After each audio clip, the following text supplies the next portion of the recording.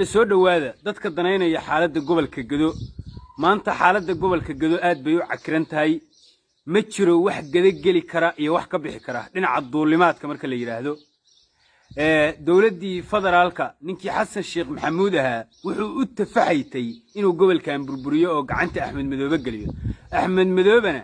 maanta waxa laga doonayay inuu Kismaayo ku noqdo wali wuxuu ku dul ooyayaa guriga Xasan Sheekh Maxamuud ayuu ka dhamaan laayay lambarkan iyaga iige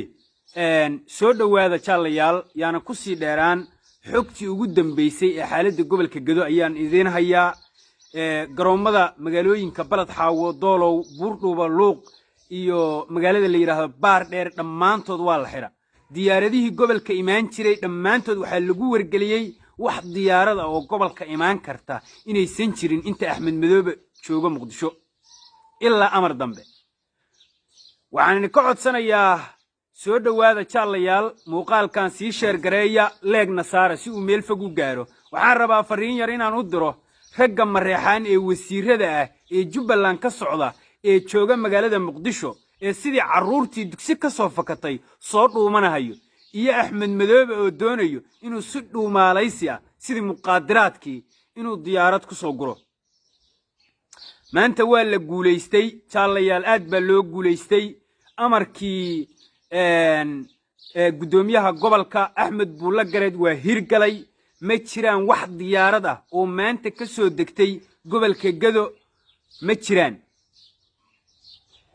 xaalad adag baa lagu jiraa xaalku waa cakiran yahay waxa laga codsanayaa dadka diyaaradaha soo raacaya waa hadii la fasaxo ee reegadoodka dadka ku dhex dhuumanaya diyaaradaha boosta kaanooyinka iyo maartay diyaaradda kuraasta u dambaysa dadka saaran ha laga warqabo maanta waxaan rabaa wax yar inaan dadka ka dabageeyo waxaa jira horta waxa soo cusboonaaday xaaladii gobolka Gedo ayaa soo cusboonaatay bariyahan gooja cadde ayay ka shidnay marka hadda gaday ka shidan tahay ninkii Axmed Madoobe ahaa waa tii uu yimid Muqdisho madaxweynuhu la hadlay madaxweynaha wuxuu ku yiri waxaan ka codsanayaa inaad gada igu wareejisid haddaadan maanta gada igu wareejinna shirka dhuusamareeb kama qayb galayo si cad buu ugu sheegay xasan wuxuu yiri waniyow gada aniga waxa anaanba gacan ku hayn nabad sugidaydii baa ka shaqayn la oo garoomadii loo diida marka kuguma wareejin karo balse waxaan samaynayaa inaan mas'uuliyiintan raggan mareexaan ee aad wadid aan dhamaantood gada ka dejiyo Muqdisho garoonkeeda baa waxa qasab looga saarayaa dhamaantood diyaaradaha gobolka Gedo u soo socda shalay waxa dhacday in nin gudoomiyihii hore oo magaalada luuq la yiraahdo ahaan jiray oo Jubbaland ay soo magacawday in la damcay in diyaarad si qasaba loo soo saaro doolow u socotay gudoomiye lafay gudoomiyaha doolow ayaa amray inuusan shakhsigaas diyaaradda soo raaci karin nabad sugidii arintaas markii ay ka war heleen waxayba kansaleen dhammaan diyaaradihii imaan jiray doolow ilaa la fasaxo waxay dhaheen mas'uulkaas iyo mas'uuliyiinta Jubbaland ee rabna inay doolow tagaan wax diyaaradoo doolow ka deey ka dhah ma jiro maamulkii gobolka Gedo ayaa ka war helay arintii waa la iska waraystay nabad sugidda report baa la siiyo waxa la yiri wax diyaarada haddii aysan tagi karin doolow